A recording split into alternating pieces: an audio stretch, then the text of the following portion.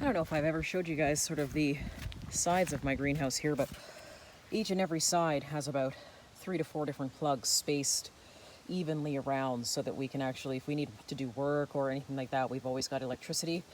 And we also use pet safe doors, so doggy doors. We put in extra holes in the sides of the greenhouse so that I could actually get more airflow. And sometimes what happens is if I'm using this, it means I don't have to actually turn on the fans, which is sort of nice because it saves electricity. They basically just pull off, and then it has the the little doggy door, but it's screened in. So I don't know if I've ever showed you that, and I've also got a couple on the other side. So this allows the airflow, and of course my door has a screen in it, so I can get lots of airflow going around the greenhouse without necessarily using electricity. So another one of the awesome inventions from my husband. He's always thinking. I never would have thought of this. So guys, just wanted to show you sort of what's happening on the inside of the greenhouse. The Prime Arc are still doing awesome. Like I said, I had to tie up some of them. They're starting to get really, really tall. I don't think I'll get any berries out of them, but they seem to actually really like being in the greenhouse. So we're gonna leave them in here. I'm not gonna transplant them. They don't really take up any space. I'm just gonna basically tie them up and away we go. I've got kale growing again. I've got potatoes. My potatoes are really, really starting to take off. So that's going really good. And then let's switch it around here and see what else I've got growing, because I put in some new things too. But guys, I'm still getting so many tomatoes. They're growing like gangbusters in here. Let me just go to the other side and show you. First of all, let me say that the paste tomatoes are, I mean, I can't even keep up with them. I've had to string some of these up because I thought, okay, tomato season is going to be done soon, you know, for the paste tomatoes, but they are still putting on. Going to my tomato jungle here, you can see still got tons of tomatoes in here. Got a few in here. They're all down here.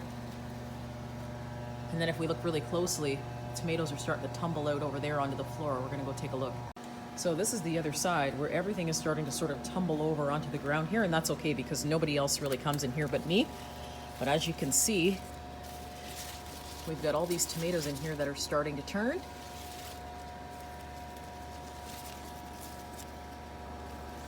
And these guys here are starting to turn too. They've got that little yellowy sort of color happening. So there's just so much in here.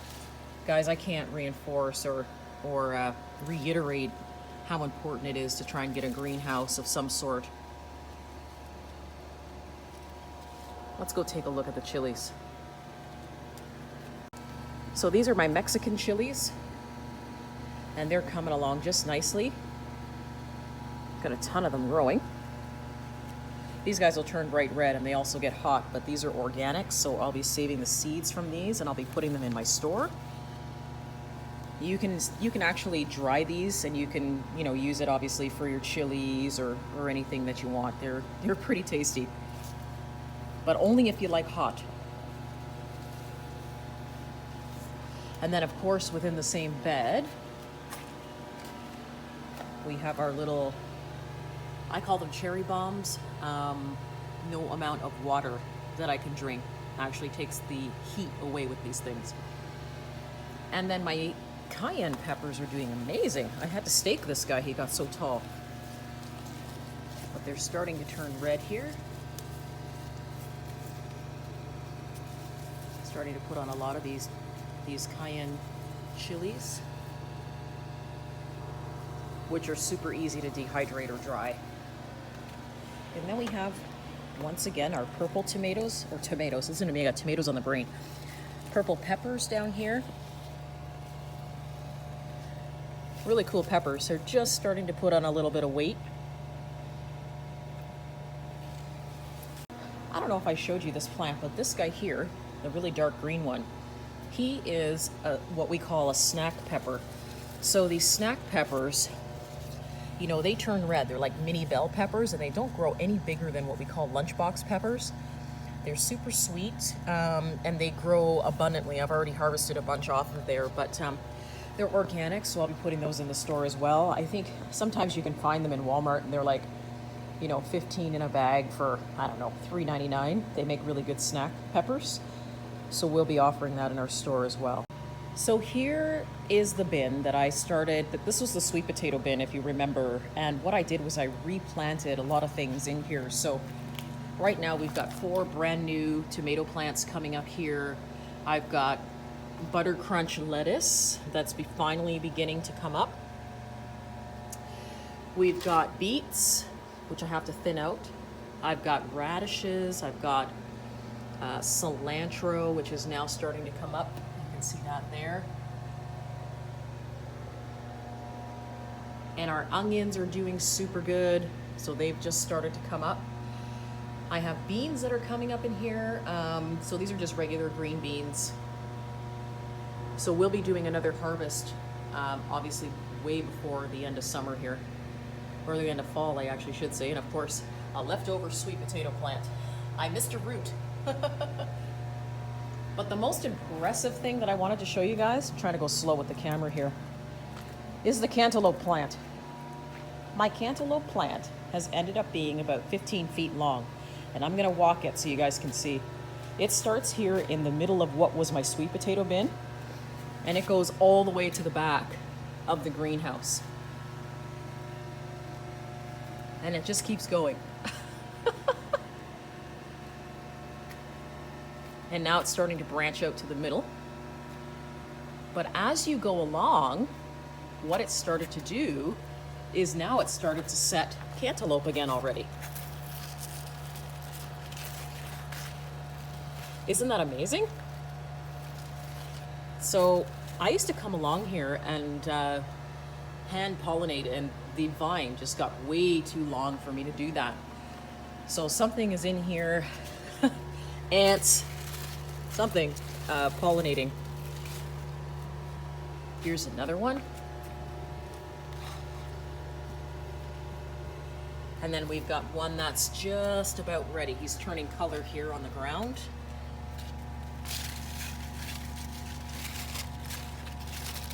And I've actually learned that it's not necessarily the coloring.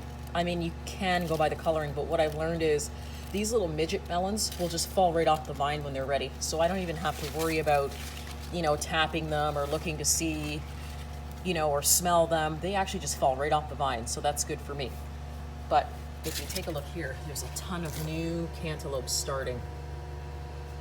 So, and the other plant, this is still the same plant, by the way. You see how it's crawling across the floor? This is crazy. The other plant has decided that it wants to have a go too at growing some new stuff. So we've got some new cantaloupes, if I can move this without breaking it, starting in here. And yeah, so these guys are happy in here. It's cooled down quite a bit. You know, I'm no longer getting the high sort of 90s in here in terms of temperatures, so they really like it in here. But look how it's just fallen right out of the bin. It's just crazy. We've got more down here. Now this guy, if you take a look, didn't get pollinated, so he'll just fall off, but he's got another guy here that has been. And that's how you can tell the difference. This guy's not pollinated and the green one is. So we'll definitely have some fruit coming out of here before the end of fall for sure. Amazing. You definitely have to have a lot of room for these plants because they just like to crawl just like squash. And then we have our famous watermelons, guys. So the watermelons have decided that they too now want to start growing again. So I've been getting a bunch of blossoms, and this guy is huge. So he's almost ready to go. He's been in here actually for quite a while, so his color's even starting to change. So we'll be picking him soon. But what I noticed was this one in here is growing bigger.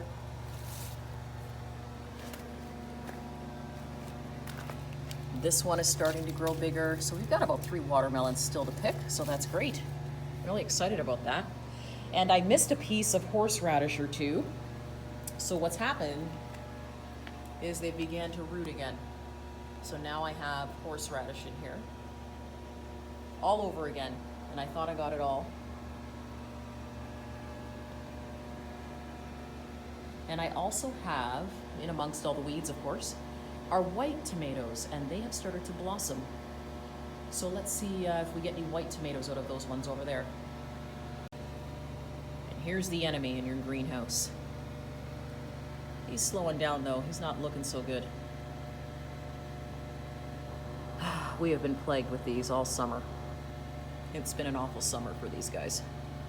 And for us. And here we are at the eggplant patch that I thought I cut down and killed, but look at the size and the growth of these. What was the last video I did with you guys? Maybe about 2 weeks ago, sort of touring through everything. Look at the size difference.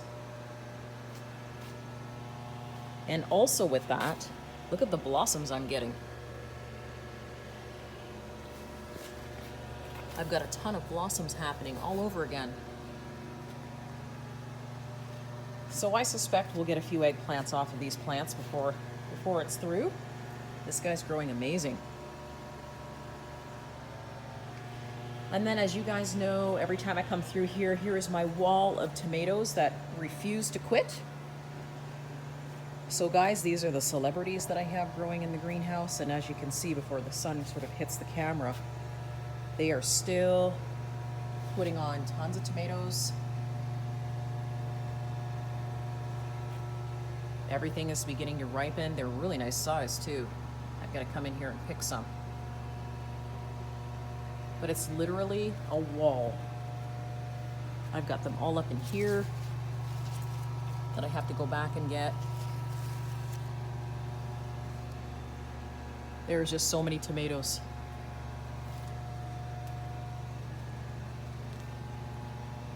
Beautiful colors too. They're nice and red. So we'll be coming in and picking those. I never thought I'd say I'm tired of tomatoes, but you know, I've got almost 40 liters of tomatoes still that I have to process, so let's take a look outside. So as you can see, I've made some changes on the bins. I pulled a lot of plants out, you know, got rid of a lot of the tomatoes. And now what I have is I've got sunflowers that are starting to open up. The beans, of course, are doing really well. We've got carrots I've got to thin out in here, and we've got a boatload of celery still coming up. We've got onions. The strawberry bed's doing amazing. Here's my sunflowers, guys. These are just little mini ones. But look at my strawberries. Let me move the fencing out of the way. My strawberries are flowering all over again.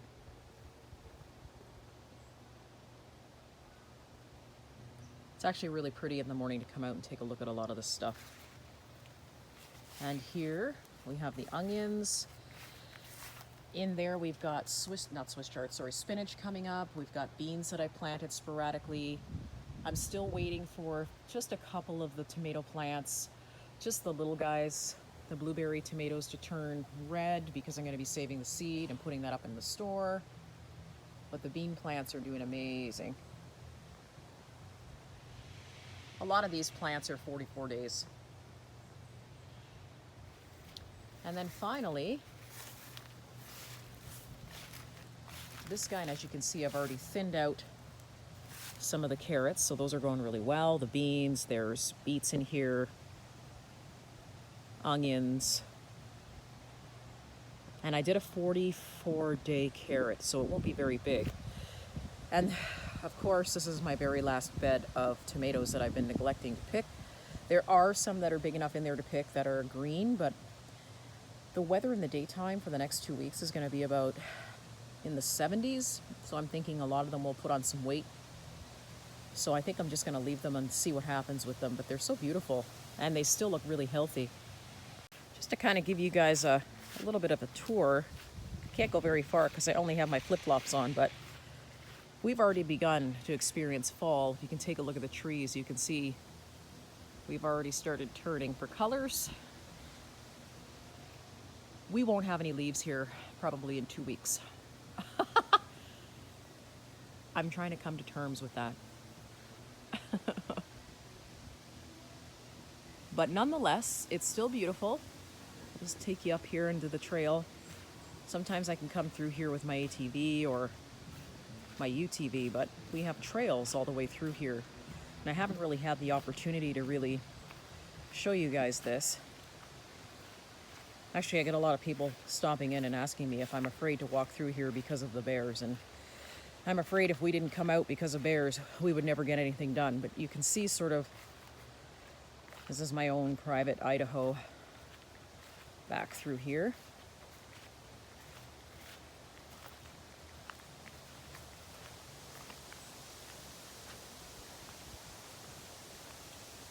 You know, I've had people ask me, aren't you worried about ticks? Well, no. Ticks actually fizzle out here the end of July, beginning of August, so you're able to actually come through your property and walk and not have to worry so much about being bombarded with the ticks. But I won't go too far. Just wanted to show you guys sort of what I get to do every day.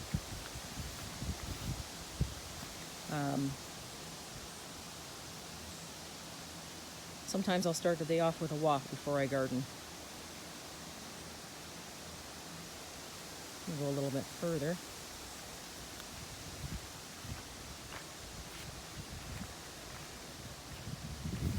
It's nice that when things get stressful out in the world, you can just disappear and it's yours and you don't have to worry about anyone walking through, or if it's a public park, it's all yours.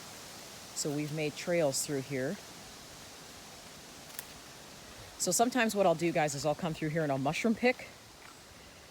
I don't know if any of you ever do that, but I do a lot of mushroom picking in the fall. As a matter of fact, I'm going to start, one of the videos I may do with you is how to start your shiitake mushrooms. It's beautiful in here today.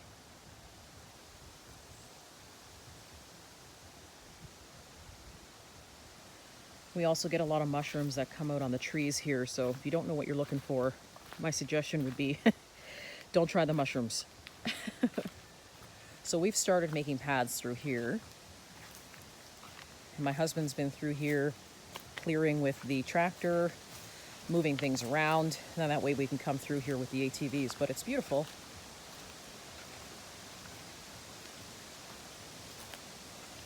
See, I'm giving you guys some forest bathing for the day, right?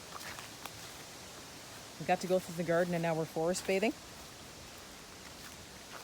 So it's pretty impressive in here. I won't go all the way, but it's pretty cool. And it's very calming. And sometimes, like I said, I like to disappear in here when I even bring my coffee. And I don't always have the dogs with me either, because sometimes I just like to disappear and have some quiet, just listen to the trees. So just wanted to sort of share that with you guys. Start your day off right.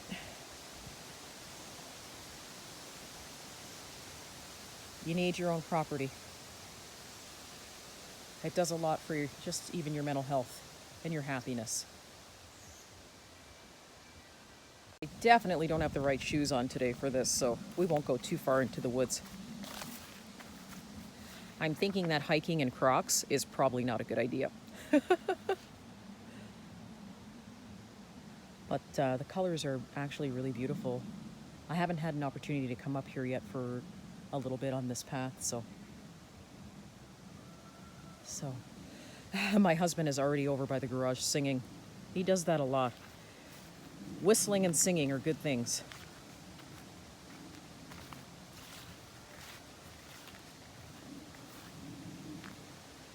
So we're gonna go back to the garden now, guys, and I think I just want to end the video off basically with walking you through my path, since I didn't actually have a chance to show you, and hopefully start your day off really good and positive, and don't let anybody get you down, and keep reaching for your goals.